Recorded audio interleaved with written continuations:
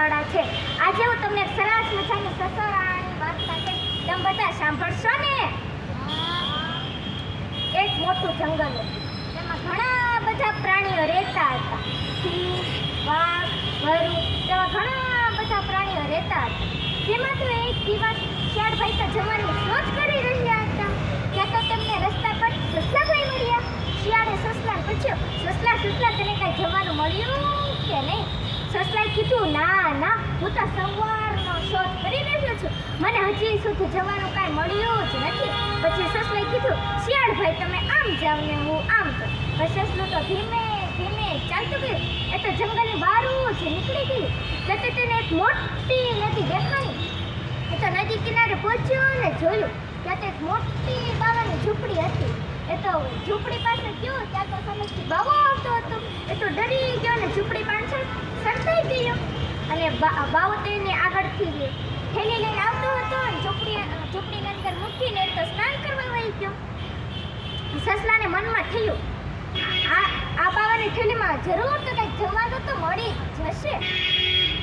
હું તો અંદર જઈને જોયો જ લો। પછી સસલું બાવાની ઝૂંપડીની અંદર ગયું ને જોયું, તે તો બાવાની પથારી હતી, ચૂલો હતું, એક ખૂણાએ તો બાવાની થેલી પડી હતી। એ આ થેલી ખોલી જોઈ તો અંદર લાડવા હતા, લાડવા। એને થયું, આ લાડવાથી તો મારું પેટ તો ભરાઈ જ જશે।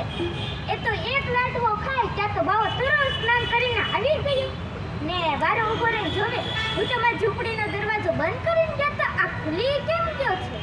નહીંતર આ મોટું પ્રાણી હશે તો મને ખાઈ જશે। પછી બાવાના મનમાં કંઈક યુક્તિ આવી। પછી બોલ્યો, બાવાની ઝૂંપડીમાં કોણ છે?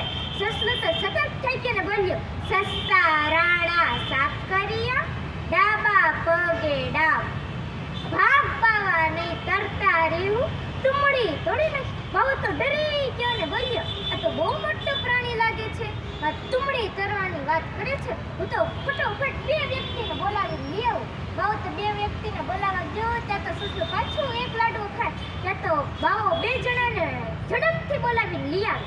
આખી 2 જણા બોલે, બાવાની ઝૂંપડીમાં કોણ છે? આખી તો સસલું સતત થઈ નાખી જોરથી બોલ્યો, સસ્તા રાણા સાકરિયા, ડાબા પગે ડાબ, ભાગ બાવા નહીં તરતા રહ્યું, તુમડી તોડી નાખી। આખી એ ત્રણે ડરી ગયા। એ ત્રણે તો એટલા ડરી ગયા, એ સીધા તો પોલીસને બોલાવવા ગયા। સસલાનું તો પેટ ભરાઈ ગયું હતું।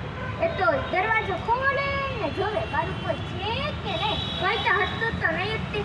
એ પાછું જંગલના રસ્તે ગયો ગયો, એટલે તેને જંગલના રસ્તા પર પાછો શિયાળ મળ્યો। સસલાએ શિયાળને પૂછ્યું, શિયાળ તને કઈ જવાનું મળ્યું કે નહીં? શિયાળે કીધું, ના સસલા, મને તો હજી સુધી કાંઈ જવાનું મળ્યું જ નથી, તને કાંઈ જવાનું મળ્યું? સસલાએ કીધું, હા મેં તો લાડવા ખાધા, લાડવા। આ જંગલના રસ્તે બહાર નીકળી એક મોટી નદી કિનારે બાવાની ઝૂંપડી છે, એના અંદર મસ્ત લાડવા છે, લાડવા। પણ તારે આ વાત ધ્યાનમાં રાખવાની છે, બાવોને પોલીસને બોલાવવા ક્યાં છે? પોલીસ પૂછે ને બાવાની ઝૂંપડીમાં કોણ છે, તો તારે આ બોલવાનું, શિયાળભાઈ સાકરિયા, ડાબા પગે ડાબ, ભાગ બાવા નહીં તરતા રહ્યું, તુમડી તોડી નાખી। શિયાળ તો એટલું બધું ઉતાવળું હતું, દોડ ગયો ને બાવાની ઝૂંપડીની અંદર ફરી ગયો। એ તો બધી કોર જોયું, બાવાનો ચૂલો હતો, પથારી હતી, એક ખૂણે જોઈ તો ત્યાં થેલી હતી। થેલી ખોલી જોયું, અંદર તો લાડવા હતા, લાડવા। એના મોઢામાંથી તો લાડુ નીકળવા માંડી। એ તો લાડવા સાથે આ હાથ મૂકવા જાય, ત્યાં તો બાવો અને એના 2 વ્યક્તિ પોલીસને બોલાવીને લઈ આવ્યા। પોલીસ કેટલો બધો ગુસ્સાવાળો ને 2 વાર લાકડી ફટકારીને બોલ્યો, ફટ બાવાની ઝૂંપડીમાં કોણ છે? શિયાળ તો એટલો ડરી ગયો ને રોવા માંડ્યો, રોતા કે શિયાળભાઈ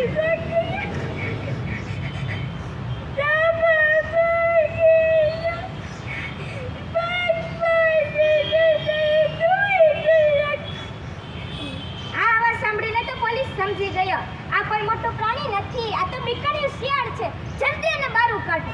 શિયાળને તો બારું કાઢ્યું ને બહુ માર્યું। શિયાળ તો બિચારું લંગડું થઈ ગયું, માંડ છોડાવીને થઈ ગયું। એ તો પાછું જંગલના રસ્તે ગયો, ત્યાં તો તેને સસલું મળ્યું।